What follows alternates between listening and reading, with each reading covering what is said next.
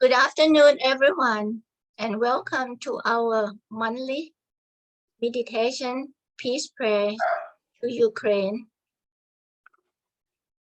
It is with great pleasure and honor to introduce today's meditation teacher, Michael Kieren Roshi, who is the current president of HADE, as well as the primary teacher of Honolulu Diamond Sangha. Michael moved to Hawaii from Sacramento over 50 years ago. When we mention this Honolulu Diamond Sangha, there are three names that most of us are familiar with: Robert Aiken Roshi, Nelson Foster, and Michael Kieren. Michael began Zen training in 1973 at the Kokoan Sendo in Honolulu under the guidance of Robert Aiken Roshi. Aiken Roshi then appointed him to be apprentice teacher in 1980. He served in that capacity until the mid-1980s. He took a break to take care of economic demands and family responsibility. In 1999, a few years after his return to formal practice, Michael was again appointed an apprentice teacher by Aiken Roshi's Dhamma successor Nelson Foster, and subsequently received Dhamma transmission from Nelson in 2004. We still remember that impressive ceremony at the Diamond Sangha Palolo Zen Center. In 2006, Michael accepted the invitation of Honolulu Diamond Sangha to serve as its primary teacher. Michael's academic background includes a master's degree in East-West Comparative Philosophy from University of Hawaii at Manoa. In 1977, he got his bachelor's degree in philosophy from Sacramento State University in 1973. And the most important degree is his associate degree in refrigeration technology from Sacramento Community College. This practical degree helped him in owning and operating a commercial and industrial refrigeration contracting firm, specializing in the design, installation, and servicing energy-efficient supermarket and food warehouse refrigeration system. Michael retired from his business in 2004. He lives on a 2-acre farm in Kahalui with his wife, Teresa West, 2 cats, and 20-some chickens. Please help us welcome and receive the teaching from our teacher, Michael. And please remember to unmute.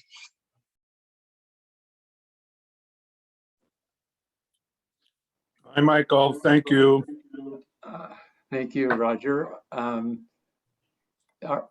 We still don't have Xiao and Savenko, right? So I'll just go ahead and we'll see how this works out. I'm feeling rather experimental about this anyway, which is kind of fun, and glad to have you all a part of it. I want to begin this afternoon with a story from our Zen Buddhist tradition, my Zen Buddhist tradition. We're not all Zen Buddhists, clearly, but that's our typical way in Zen to begin a talk. So once, as the master Dongshan was washing his bowls, he saw 2 birds contending over a frog. A monk who was nearby also saw this and asked, "Why does it always come to that?" Dongshan said, "It is only for your benefit, Acharya. Only for your benefit." That's what I want to look at with you today. The brutal cruelties of the war in Ukraine, the massacre of 19 school children in Uvalde, Texas, our environmental crisis and the mass extinction of species, and on, only for your benefit? How so? What could Master Dongshan possibly have meant by that? That's what I want to look at together today. And I take that invitation as an invitation of Master Dongshan, in particular, to look closely at the matter of war in Ukraine. And doing that here together and having these monthly meetings may already be one benefit. So we want to try to make the most of it. I heard recently that someone once asked Albert Einstein, if you had 1 hour to save the world from catastrophe, what would you do? Einstein said, I would spend 55 minutes trying to understand the problem and 5 minutes on the solution. So again, looking carefully at the problem, that's what I hope we can do today a little bit. And we'll see how it goes. Another aspect of this that I find informative and powerful that I want to share with you is remembering back to the Vietnam War, and someone, at least according to the story as I heard it, someone once asked Thich Nhat Hanh about what sort of horrible karma the Vietnamese people must be suffering with to go through so many years of occupation by different countries and war and struggle. What sort of karma could these people be suffering with? Thich Nhat Hanh said very clearly, it's not their karma, it's our karma. And I would like to say that the war in Ukraine is exactly the same way. It's not their karma, and it's not even happening over there. The whole idea that there is an over there is part of our delusion that maybe we can see it into a little bit here today. In the same way, we may imagine that Vladimir Putin is the cause of the war and the aggression in Ukraine. And believe me, I'm not saying that he is not. But why is Putin the way he is? Why do we just stop with him? And under what conditions, what conditions have allowed one person to have so much power? These things are not over there. I think we're seeing that more and more in our own country.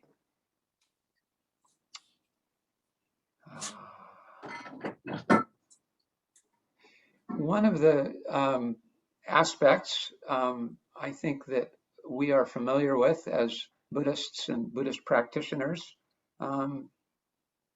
is the idea of pratitya samuppada, codependent origination, interdependent arising. Lots of different ways to translate that. somehow in our lives today, most people seem to have a very narrow idea of cause and effect.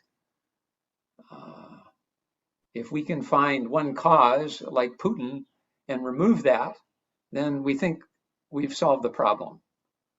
If we can poison the coronavirus or boost our immunity to it so that it can't kill us right now, then we think we've solved the problem in some way. And this same kind of thinking is the thinking that is also destroying us, not seeing our wholeness, not seeing that the war is not over there. I think in terms of our Buddhist teachings, we can see the cause of this war as a matter of greed, hatred, and delusion. This is what we call the three poisons. And they have no boundaries. It is the same greed, hatred, and delusion that we face in our own lives that drives the war in Iraq and in Ukraine. So I'm not trying to be simplistic here. And when I say there's no over there, there's still a lot of killing and bloodshed. So it's not simply a matter of looking after my own garden, as it were. My own garden seems to be quite large, and there are people dying in that garden.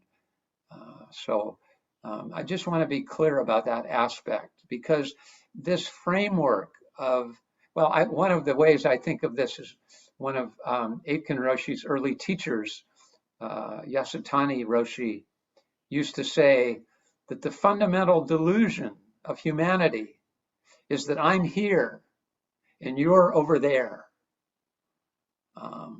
That's part of our problem. And when if we're inspired by Einstein to take 55 minutes of the hour that we have to understand the problem, that part we must understand clearly. That delusion that I'm here and everyone else is out there. That is indeed part of our problem. So for our meditation today, I want to try something here. I've thought about different ways to do this, but what I'd like us to do is to settle into our breath and our bodies in whatever way we do that. Zen has its own flavor of that, but we are all human beings and we breathe and we are embodied. And so that's part of our fundamental sanity in our life, in our fundamental way here. So whatever way you do that, I'd like you to just settle into your body and breath. And when you get settled, I'd like you to bring up, if you can, whatever image comes to mind of the war in Ukraine. And if you have several, just take one and just be with it as much as you can. That's how we're going to look at it today during our meditation and be with it. As human beings, we have a propensity to jump to solutions. I think that's part of what Einstein is trying to overcome when he takes 55 minutes to examine the problem. So quite naturally, if you have an image of the war, you're going to try to solve it, or you're going to try to do something with it. Please suspend that activity when you can. Stop that and just come back to the image and maybe ask yourself, what is this? What is this? But don't answer. just open yourself to it and look and see what you can see and allow what comes to you to come. Don't try to figure it out, um, or don't try to overlay it with various conceptual interpretations of what's happening there. Just draw up an image that comes and hold it there, um, as you sit with it, and stay again settled in your body and your breath. And when you lose that, when you lose your awareness of your breath and your body, just come right back to it. That's part of the practice. That's not a failure of practice. So with those guidelines in mind, um, let's do this for a little while. And I may make a few suggestions along the way, but mostly I'll just let us work with it in this way. Does anyone have any questions? Is the instruction clear?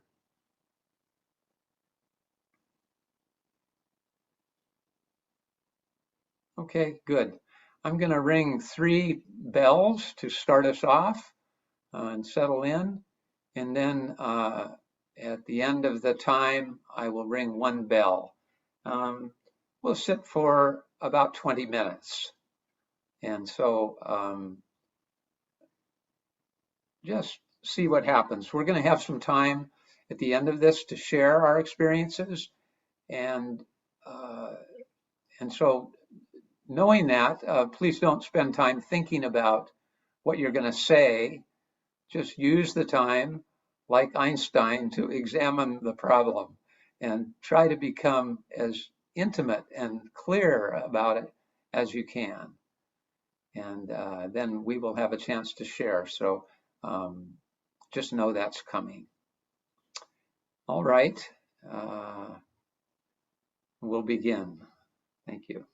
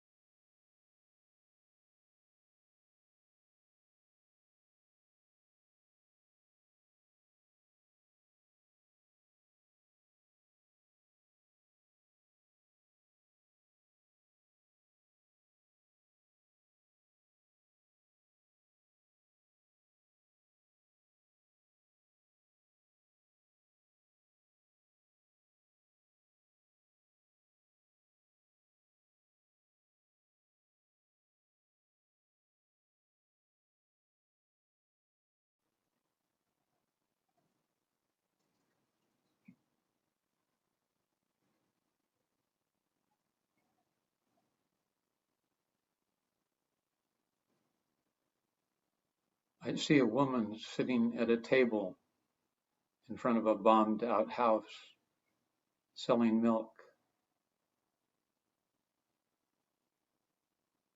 What is this?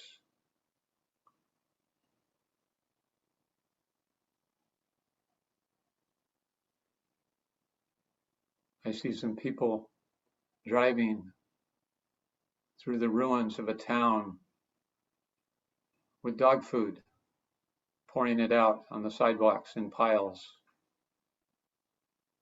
for all the dogs that have been left behind.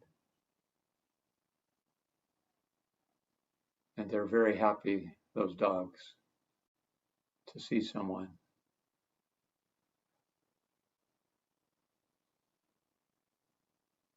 I see a baby in her mother's arms, sleeping. The mother crowded in with other people in a shelter. What is this?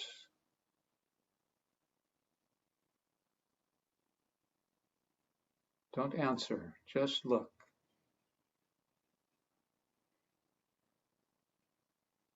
What is this?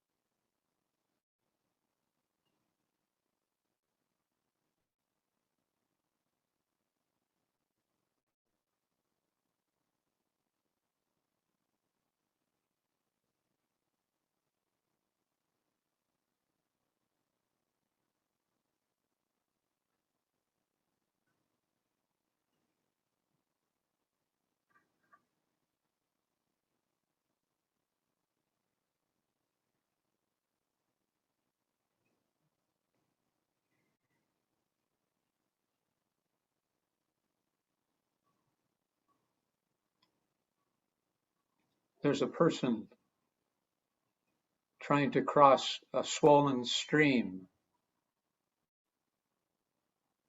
It's late spring and the stream is flowing very rapidly. The water is high. It's treacherous. And the person is stepping very carefully. Very carefully. And out of the corner of his eye, he notices a boat coming down the stream. And it runs right into him and knocks him off his balance. And immediately he starts yelling and swearing. And then he notices there's no one in the boat.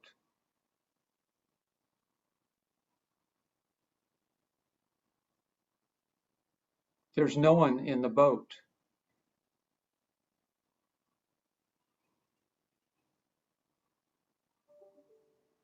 What is this?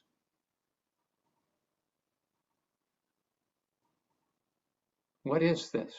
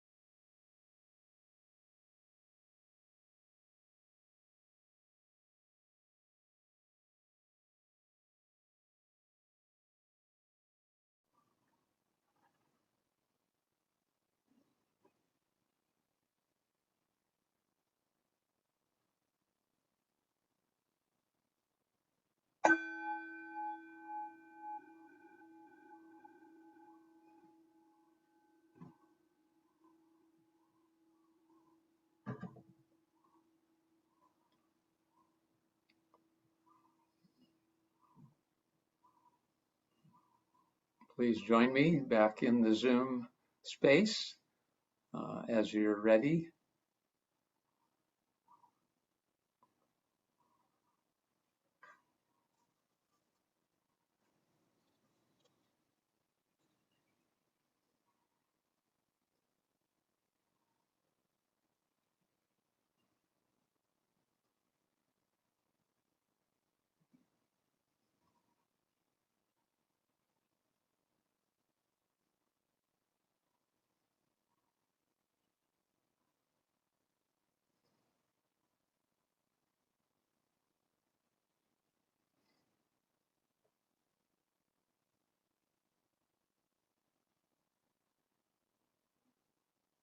We'll let the others come back. Good to see John and Margie and Mary and Eureka.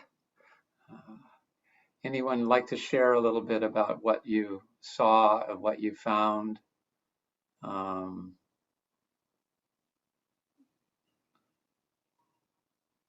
Take your time. There's no rush here. We're still examining the problem, trying to understand, to see, to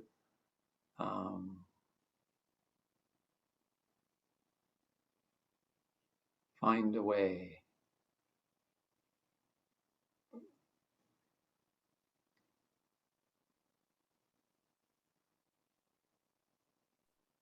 Perhaps if I start, someone will follow. Okay, so I try not to watch the news, but one picture that always in my mind, this building got bombed, and there I saw a military soldier with the gun and standing right there. So I was wondering what what going on in, because I can remind me of the poem that I read when I was in undergrad program in study French language. And I couldn't remember in French, but I just remember the content that the soldier just asking himself, what am I doing here? I don't know the person that I'm killing, and the person that might kill me did not know me either. So that it happened during that, seeing the picture of the soldier and the building that was bombed. Thank you. Thank you, Courtney. Yes.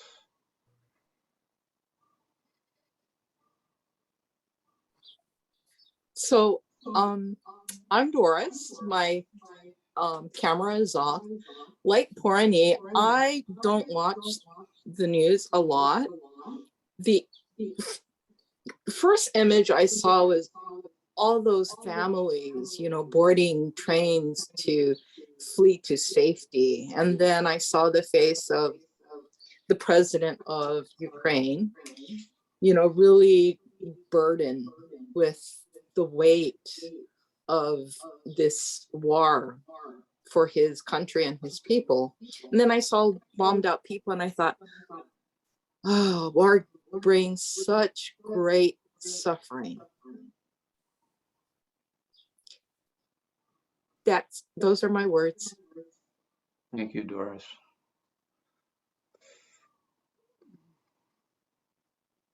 Yeah.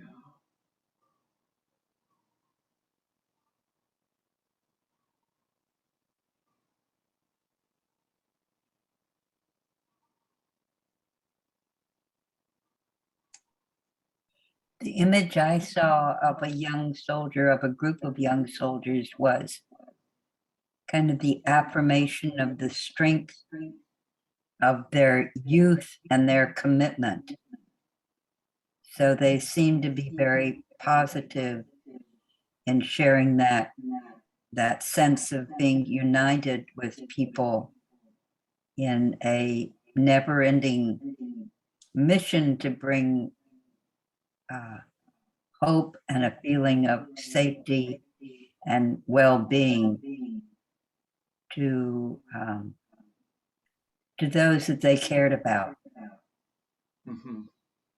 So that was quite wonderful. But before that, I was seeing all the various elderly old ladies like myself that were being deprived of their long ancestral images and their future as being part of a family.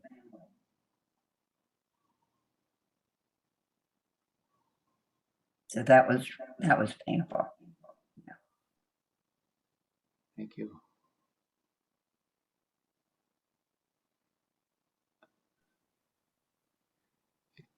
I think it's part of this process to not go around the pain of it. Hard to do that anyway, but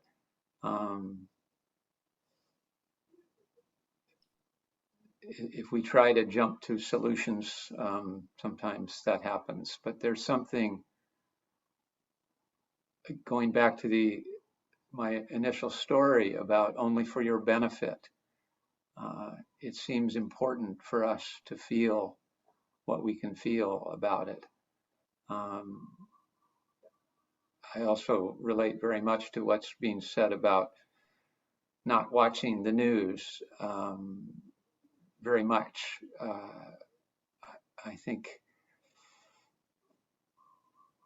a little goes a long way, and just seeing the next news story doesn't really help us sink into the matter of what's happening and what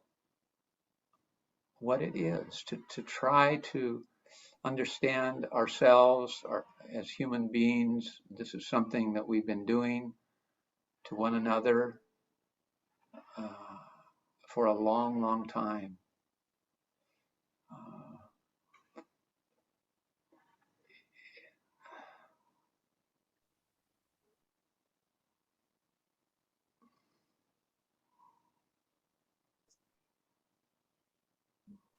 Soldiers, young Yes, John. soldiers, young soldiers grinning in bits of military uniform,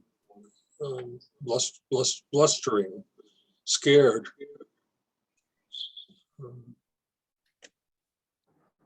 Yeah. Scared.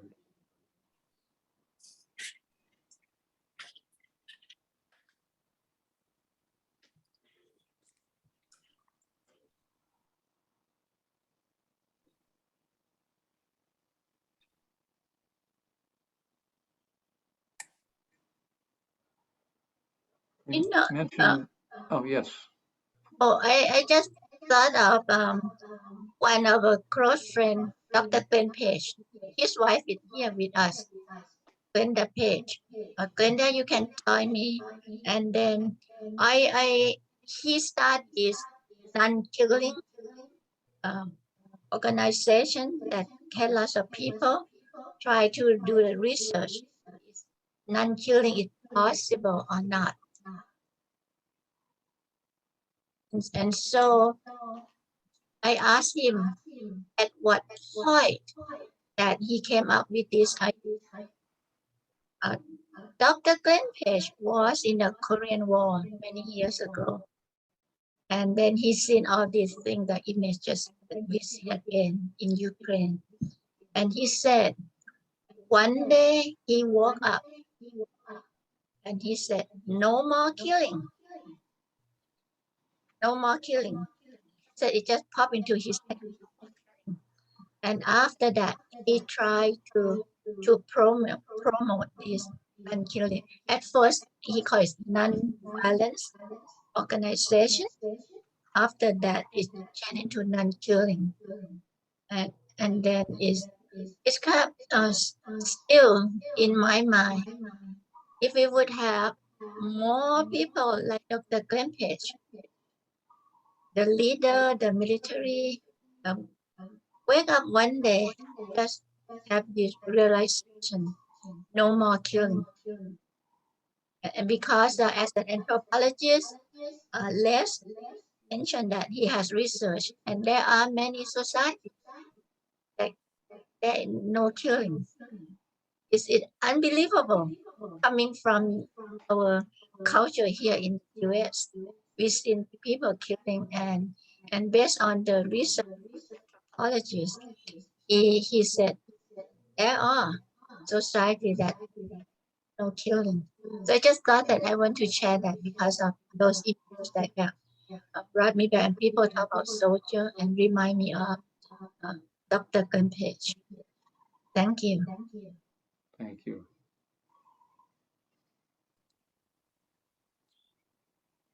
Yes, sir. Roger. I Uh, I do get caught up in the news. I don't watch it, but I see it on the phone all the time. I read all these articles, and I just I'm trying to think in my mind, are we better than we used to be? Are we making progress? What the war in Ukraine was so shocking because it just kind of came out of nowhere after 75 years of no war and with the major powers. And then here's one that does it for seemingly no reason. And then you look at all the things going on in our country with these guns, and you just I believe we are making progress. We are moving in a spiral up, but this is what comes to me. I tried to focus on some of those terrible pictures in Ukraine, and I just couldn't fathom why we're doing this to each other, and maybe some of us have the luxury, like the group here, to live in peace and be the most intellectually stimulated and educated. And so that's where I kind of went to was, what is this? Is this a demonstration of who we still are, or is it kind of a last gasp, or we're moving through so many transitions with women being freed up and seemingly more people being educated, and the backlash to it seems to be all this negativity and hatred. I'm kind of rambling, but I just got into that whole thought of where are we as a society? Where are we as a race? Are we making progress? And these are the backlashes. These are the pieces, as Joseph Campbell used to say, in your darkest cave lies your greatest treasure. This is a pretty dark cave we're in, so maybe we're about to break through, but that's what was coming to me, Michael. Thank you, Roger. I want to say a little bit about the image I offered. It's from the Taoist text, the Chuanzi, of the person crossing the stream and getting knocked off balance in very treacherous circumstances by a boat. And automatically assuming there's somebody in the boat doing it to me. But then realizing, no. Greed, hatred, and ignorance are like that.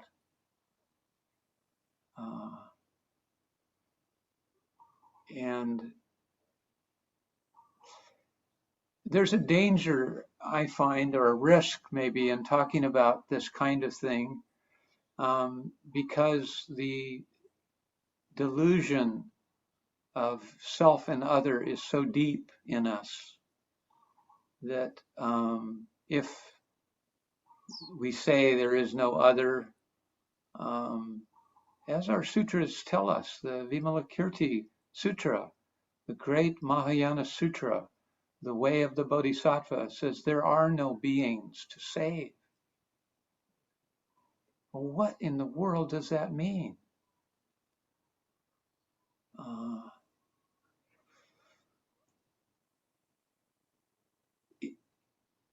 I find that it helps me to not look for an enemy and to do what I can do to deal with greed, hatred, and ignorance right where it's in front of me.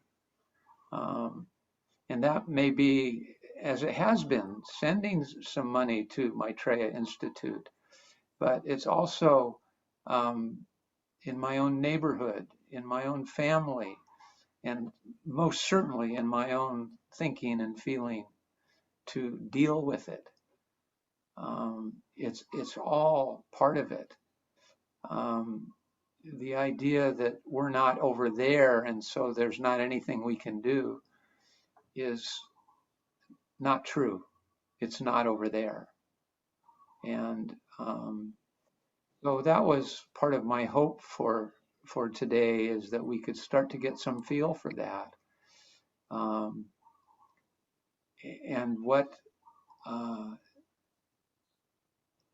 whatever we can do,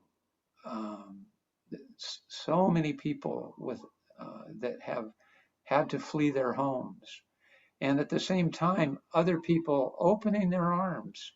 We have a family here in Kahaluu, where I live, that's just moved in. A mom and her 2 kids, a beautiful family. Of course, the dad is still in Ukraine fighting. But the neighbors have welcomed this family. It's been wonderful, but also a reminder of how many thousands of times this same situation is happening. I want to just add one more thing quickly, and I'd love to hear from others if there's more. But once I heard someone ask about Martin Luther King's statement about the moral arc of the universe. And this person, wise person, responded that she said, it's not really just one arc. It's more like a fractal with all of these different movements going on at the same time. And it's very hard to say, is it going this way? Is it going that way? Because it doesn't parse out really like that. It's rich and complex and particular.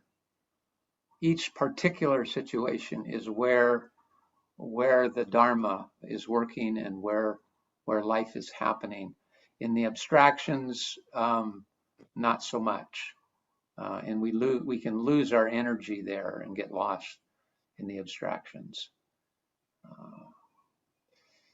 Anyone else like to comment or share here?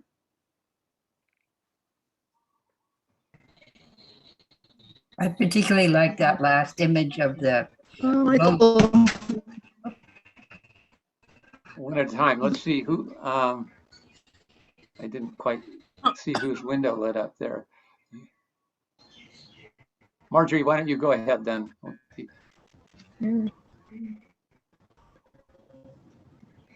My window. Yeah, I just. Oh, okay. I'm not hearing. Marjorie's muted, and is somebody else coming? It looks like everybody's muted. Oh, there she is. Yes. Okay. Yeah. Yeah. Okay. I just said that I appreciate that you said, all of the negativity and is my voice coming out strange? Are you getting some feedback or reverberation or anything? warbly. Okay, I appreciate that you brought it on a very,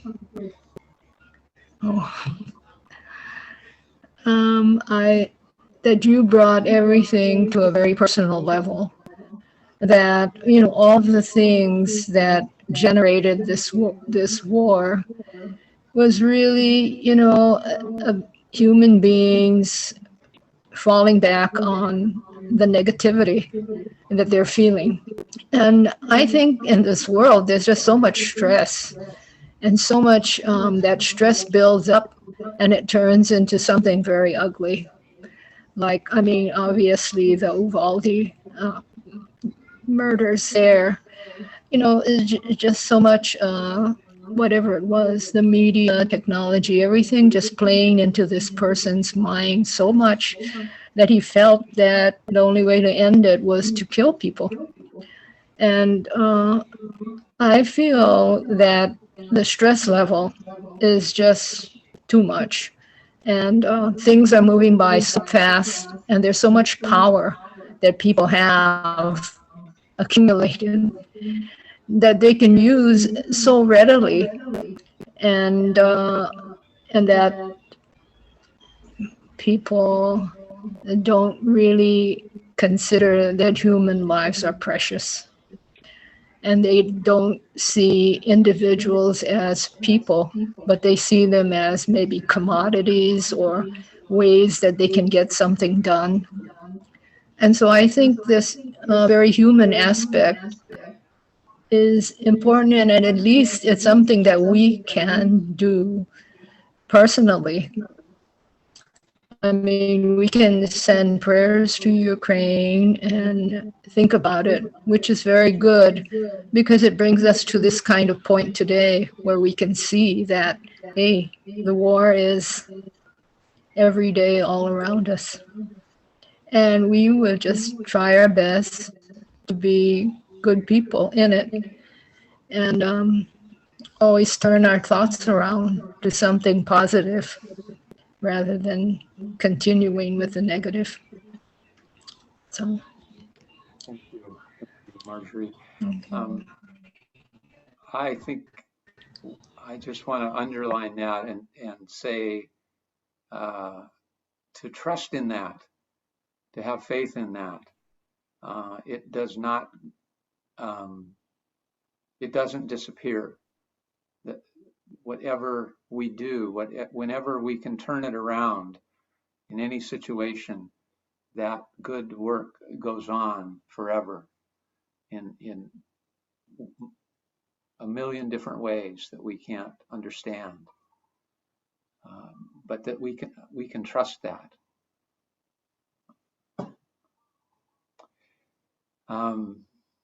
Maybe that's a good segue into the Metta Sutta. Michael, I look like Mary. Mary, were Oh you about yes, to say of something? course. Mary, you can unmute. Am I? Yeah, there it is. Yeah. No, I just like the last image of the canoe, and that's going to be on my mind for a while because the canoe comes by, and initially the person is angry, but then it sees that the canoe came to that person. So that person has to make a decision. Is that person going to use the canoe to help that person, myself? So feeding into our positive energies and wishes and being, and then offering that help that we give ourselves to others so that they can have that and we can all share in bringing that canoe to all those who need a canoe.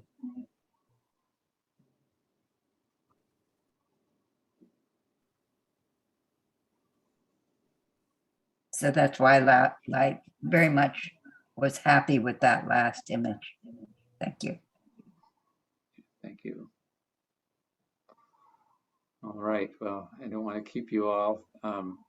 Thank you for taking this time to do this good work, and to be together to do it is so reassuring and supportive. Thank you. Thank you. Thank you so much, Michael. Thank you, everyone. So usually we will end, like Michael said, lead us unto Metta Sutta. And we have a Reverend Yuika Hasebe to help read Metta Sutta for us. I will put it up on share screen. And oh, sorry, I did not follow the step. Okay. Okay. Maybe.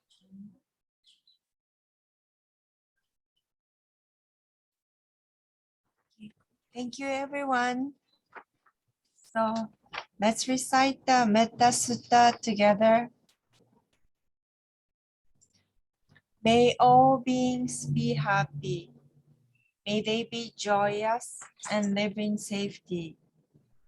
All living beings, whether weak or strong, in high or middle or low realms of existence, small, All beings be happy. visible on its invisible, May they be near or far, joyous and born or to be born.